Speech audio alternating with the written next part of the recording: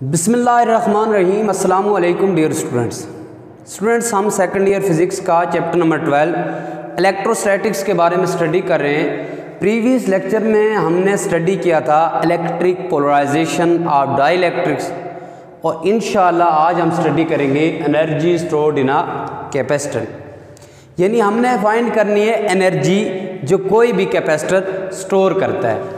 Energy stored in a capacitor, ऐसी energy जो capacitor store करता है उसके लिए हमने रिलेशन फाइंड करना है। सबसे पहले हम देखते हैं कैपेसिटर क्या होता है। स्टूडेंट्स, प्रीवियस लेक्चर में हमने कैपेसिटर के बारे में डिटेल से स्टडी किया था और मैंने बताया था आपको कि कैपेसिटर एक ऐसी इलेक्ट्रिकल डिवाइस है जो चार्ज को स्टोर करता है या इलेक्ट्रिकल एनर्जी को स्टोर करता है। तो कैपेसिटर को हम सिंपली डिफाइन कर सकते हैं an electrical device which store electrical energy. ऐसी इलेक्ट्रिकल डिवाइस जो इलेक्ट्रिकल एनर्जी को स्टोर करती है उससे हम क्या कहते हैं, कैपेसिटर कहते हैं। अब कैपेसिटर चार्ज को कैसे स्टोर करता है इसको समझने के लिए मैंने यहाँ पे एक डायग्राम ड्रा की है। अब देखिए यहाँ पे जो हमारे पास कैपेसिटर है वो दो पैरेलल मेटालिक प्लेट्स पे कंसिस्ट करता है। इसी वजह से इस कैपेसिटर को पैरेलल प्लेट कैपेसिटर कहा जाता है। ये दोनों plates, plate A and plate B, initially electrically neutral behave करती हैं क्योंकि दोनों प्लेट्स पे, प्लेट ए पे भी और प्लेट बी पे भी इलेक्ट्रॉन एंड प्रोटॉन्स की तादाद जो होती है वो सेम होती है। यानी number of electron and number of proton on plate A will be same, so these plates will behave as a neutral। क्योंकि नंबर ऑफ इलेक्ट्रॉन्स और नंबर ऑफ प्रोटॉन जो प्लेट ए पे होते हैं और प्लेट बी पे होते हैं वो सेम होते हैं, तो हम कह सकते हैं कि दोनों इलेक्ट्रिकली न्यूट्रल बिहेव करेंगी। तो जब ये न्यूट्रल बिहेव करेगी तो इस प्लेट्स के दरमियान जो पोटेंशियल डिफरेंस है वो ज़ीरो के इक्वल होगा। अब दोनों के दरमियान जो पोटेंशियल डिफरेंस है वो ज़ीरो होगा, लेकिन अगर हम इन्हीं प्लेट्स को किसी बैटरी के साथ कनेक्ट कर दें तो फिर क्या होगा, इनके दरमियान जो पोटेंशियल डिफरेंस है वो इंक्रीज़ होना स्टार्ट हो जाएगा। स्टार्टिंग में दोनों प्लेट्स इलेक्ट्रिकली न्यूट्रल थी, यानी इस पे भी number of electron and proton same थे, इस पे भी number of electron and proton same थे। लेकिन जब इन दोनों प्लेट्स को हमने एक बैटरी के साथ कनेक्ट कर दिया तो इनके दरमियान पोटेंशियल डिफरेंस जो है वो इंक्रीज होना स्टार्ट हो गया, क्योंकि इस प्लेट्स पे जो नेगेटिव चार्ज हैं वो मूव करेंगे toward positive terminal of a battery due to opposite charge. अब यहाँ पे प्लेट ए पे जो इलेक्ट्रॉन्स हैं वो मूव करेंगे toward positive terminal of a battery. क्यों? क्योंकि अपोजिट चार्ज एक दूसरे को अट्रैक्ट करते हैं, तो यहाँ पे जो इलेक्ट्रॉन है वो मूव करेंगे टुवर्ड पॉजिटिव टर्मिनल। अब बैटरी क्या करेगी, बैटरी इस इलेक्ट्रॉन को डिपॉजिट कर देगी प्लेट बी पे। जब बैटरी इस इलेक्ट्रॉन को डिपॉजिट करेगी प्लेट बी पे तो यहाँ पे प्लेट ए पे पॉजिटिव चार्ज आ जाएगा, क्योंकि यहाँ से एक इलेक्ट्रॉन निकल के यहाँ डिपॉजिट हो गया है, तो इस पे पॉजिटिव चार्ज आ जाएगा और प्लेट बी पे नेगेटिव चार्ज आ जाएगा। अब दोबारा जब दूसरा इलेक्ट्रॉन इस प्लेट से toward positive terminal of a battery आएगा और बैटरी दोबारा इस इलेक्ट्रॉन को डिपॉजिट करना चाहती है किस पे, प्लेट बी पे, तो प्लेट बी पे डिपॉजिट करने के लिए बैटरी को वर्क करना पड़ेगा, क्योंकि अब इस प्लेट पे नेगेटिव चार्ज आ गया है और यहाँ पे इलेक्ट्रॉन इसने इस प्लेट पे डिपॉजिट करना है। तो दोनों नेगेटिव चार्ज एक दूसरे को रिपेल करते हैं, क्योंकि सेम चार्जेस क्या करते हैं, एक दूसरे को रिपेल करते हैं। तो बैटरी को वर्क करना पड़ेगा और इतनी फोर्स लगानी पड़ेगी जो फोर्स ऑफ रिपल्शन को ओवरकम कर सके। फोर्स ऑफ रिपल्शन को ओवरकम करने के लिए बैटरी को वर्क करना पड़ेगा।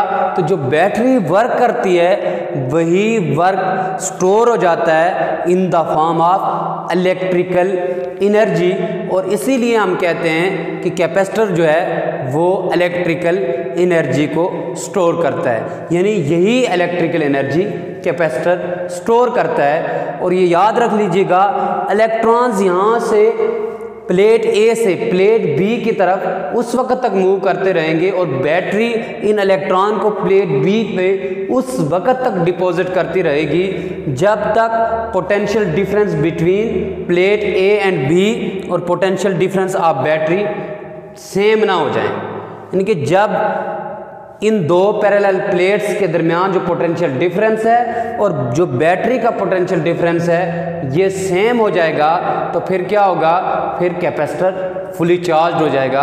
फिर यहाँ से इलेक्ट्रॉन मूव नहीं करेंगे toward positive terminal of a battery. फिर हम कह सकते हैं कि कैपेसिटर जो है अब फुली चार्ज हो गया। तो स्टूडेंट्स, मैंने आपको बता दिया है कि कैसे कैपेसिटर चार्ज को स्टोर करता है in the form of electrical energy. अब हम इसके लिए एक रिलेशन डिराइव कर लेते हैं। यहाँ से देखें स्टूडेंट्स, मैंने आपको स्टार्टिंग में बताया था कि इनिशियल पोटेंशियल डिफरेंस, यानी ये जो दो पैरेलल प्लेट्स हैं इनके दरमियान जो पोटेंशियल डिफरेंस होगा स्टार्टिंग में वो ज़ीरो के इक्वल होगा, क्योंकि दोनों प्लेट्स इलेक्ट्रिकली न्यूट्रल बिहेव करती हैं। और जो फाइनल पोटेंशियल डिफरेंस होगा उसको हम V के इक्वल ले लेते हैं। तो जो एवरेज पोटेंशियल डिफरेंस हमारे पास आएगा वो किसके इक्वल आएगा, as average potential difference is equal to, ये होता है initial potential difference plus final potential difference divided by 2। अब इनिशियल पोटेंशियल डिफरेंस हमारे पास 0 के इक्वल है प्लस फाइनल पोटेंशियल डिफरेंस हमारे पास V के इक्वल है डिवाइडेड बाई 2। यानी इनिशियली जो इनके दरमियान पोटेंशियल डिफरेंस होगा वो 0 के इक्वल होगा, क्योंकि दोनों प्लेट्स इलेक्ट्रिकली न्यूट्रल बिहेव करती हैं। और जो इनके दरमियान फाइनल पोटेंशियल डिफरेंस होगा वो V होगा। अब हम इस रिलेशन को लिख सकते हैं V average is equal to, यानी एवरेज पोटेंशियल डिफरेंस, ये आ जाएगा हमारे पास 1/2 V। इसको इक्वेशन 1 कह दें। अब देखिए स्टूडेंट्स, अगर हम पोटेंशियल एनर्जी के लिए रिलेशन लिखना चाहें तो हमने electric field as a potential gradient में भी पढ़ा था कि जो पोटेंशियल एनर्जी होती है या चेंज इन काइनेटिक एनर्जी भी हमने इलेक्ट्रॉन वर्ल्ड के अंदर उसके लिए रिलेशन पढ़ा था कि चेंज इन काइनेटिक एनर्जी होती है हमारे पास डेल के E is equal to Q del V. ये रिलेशन हमने पढ़ा था इलेक्ट्रॉन वर्ड्स वाले टॉपिक्स में। अब यहाँ पे देखें, यहाँ पे काइनेटिक एनर्जी नहीं बल्कि पोटेंशियल, क्योंकि हम वर्क कर रहे हैं और वो वर्क स्टोर हो जाता है in the form of potential energy. तो हम लिख सकते हैं पोटेंशियल एनर्जी के लिए relation, potential energy is equal to Q V average. यहाँ क्योंकि एवरेज पोटेंशियल डिफरेंस है इसलिए यहाँ पे आ जाएगा V एवरेज, यानी average potential difference, where Q is charge, V is potential difference या एवरेज पोटेंशियल डिफरेंस। अब ये हमारे पास पोटेंशियल एनर्जी के लिए रिलेशन आ गया है, इसमें हम एवरेज पोटेंशियल डिफरेंस की जो वैल्यू है वो पुट कर देते हैं। तो पोटेंशियल एनर्जी हमारे पास इक्वल आ जाएगी क्यू वी एवरेज। अब देखिए V एवरेज की जगह हम इसकी वैल्यू लिख लेते हैं। V एवरेज की वैल्यू है हमारे पास 1/2 V, जो हमारे पास किसके इक्वल आएगी, potential energy is equal to 1/2 Q V. इसको इक्वेशन 2 का नाम दे देते हैं। अब स्टूडेंट्स हम क्या करेंगे, यहाँ से Q की वैल्यू इसमें पुट कर देंगे इक्वेशन 2 में। Q की वैल्यू हमारे पास क्या होती है हमें पता है, as Q is equal to C V. Q किसके इक्वल होता है, सी वी के। पोटेंशियल एनर्जी अब किसके इक्वल आ जाएगी आपके पास, potential energy is equal to 1/2। अब Q की जगह हम क्या पुट कर देंगे, सी वी। तो Q की जगह हम पुट कर देंगे सी वी और ये V ऐसे ही आ जाएगा। तो हमारे पास जो पोटेंशियल एनर्जी के लिए रिलेशन आएगा वो इक्वल होगा 1/2 CV²। अब देखिए ये 1/2 C इसी तरह रहेगा और V से मल्टीप्लाई होगा तो ये आ जाएगा हमारे पास V का स्क्वायर। यानी कि ये 1/2 हमने ऐसे ही लिखा है, C भी ऐसे लिखा है, V से मल्टीप्लाई होगा तो ये हमारे पास आ जाएगा V का स्क्वायर। तो ये हमारे पास आ गई है पोटेंशियल एनर्जी के लिए रिलेशन 1/2 CV²। तो हमने क्योंकि यहाँ पे एनर्जी फाइंड करनी है तो पोटेंशियल एनर्जी भी एक एनर्जी ही की टाइप है, तो हम पोटेंशियल एनर्जी को लिख सकते हैं, एनर्जी सिंपली हम इसको लिख लेते हैं, energy is equal to 1/2 CV²। अब इस इक्वेशन को आप इक्वेशन नंबर 3 कह दें और इसमें आप C की वैल्यू भी पुट कर दें, V की वैल्यू भी पुट कर दें। Where C is the capacitance of a capacitor and V is potential difference. तो आप C की वैल्यू भी इसमें पुट कर दें और V की वैल्यू भी इसमें पुट कर दें। अब V और C की वैल्यू क्या होती है आपको पता है, as V is equal to ED। हमें पता है V किसके इक्वल होता है, ED के। E यहाँ पे मैग्नीट्यूड ऑफ इलेक्ट्रिक फील्ड है, D सेपरेशन बिटवीन प्लेट्स, यानी ये जो दो प्लेट्स हैं इनके दरमियान जो सेपरेशन है उसको हमने D कह दिया है। E यहाँ पे मैग्नीट्यूड ऑफ इलेक्ट्रिक फील्ड है, V पोटेंशियल डिफरेंस है। और इसी तरह C की वैल्यू आप capacitance of parallel plate capacitor वाले टॉपिक में पढ़ चुके हैं कि जब C मीडियम के अंदर होता है तो उसकी वैल्यू क्या होती है हमारे पास, A∈0∈R डिवाइडेड बाई D। यानी जब कैपेसिटेंस हम किसी मीडियम के अंदर फाइंड करते हैं तो तब हमारे पास रिलेशन आता है A∈0∈R divided by D।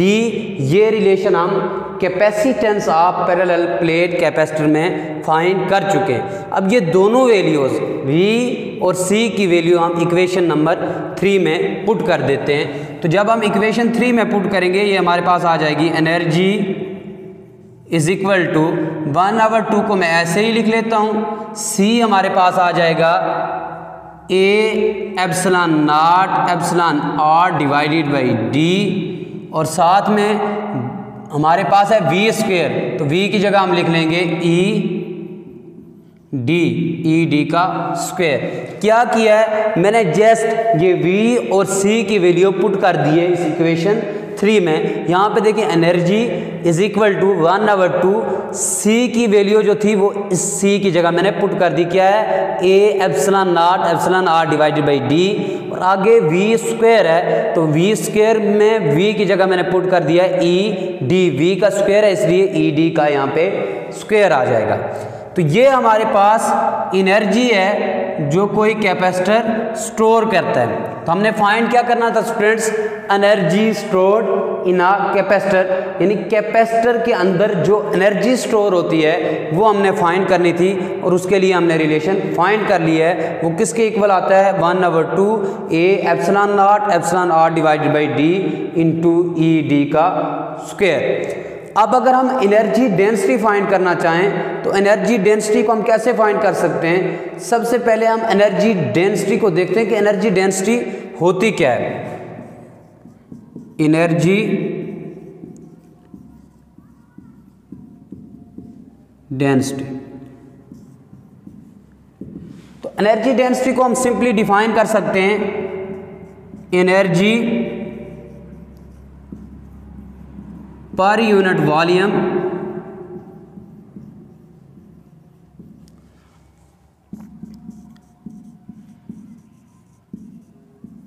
through a parallel plate of capacitor, through a parallel plates of capacitor is called energy density। या energy per unit volume through a parallel plates of capacitor is called energy density। यानी ये जो दो parallel plates हमारे पास हैं, जो energy होती है पर यूनिट वॉल्यूम इनके थ्रू, उसी को हम क्या कहते हैं, एनर्जी डेंसिटी। और अगर एनर्जी डेंसिटी के लिए हम रिलेशन लिखना चाहें तो एनर्जी डेंसिटी के लिए रिलेशन हमारे पास आ जाएगा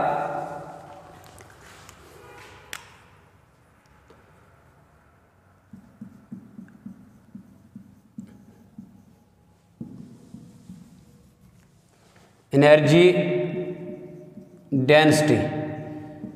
एनर्जी डेंसिटी होती है, ये देखिए, एनर्जी पर यूनिट वॉल्यूम, यानी इसको हम लिख सकते हैं एनर्जी पर यूनिट वॉल्यूम।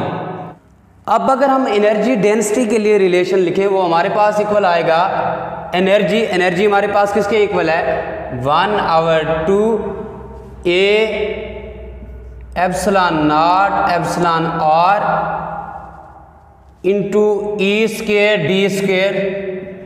ये अलग अलग मैंने स्क्वायर ले लिया, इस पे भी अलग, इस पे भी अलग, डिवाइडेड बाई डी, और इसको डिवाइड कर देंगे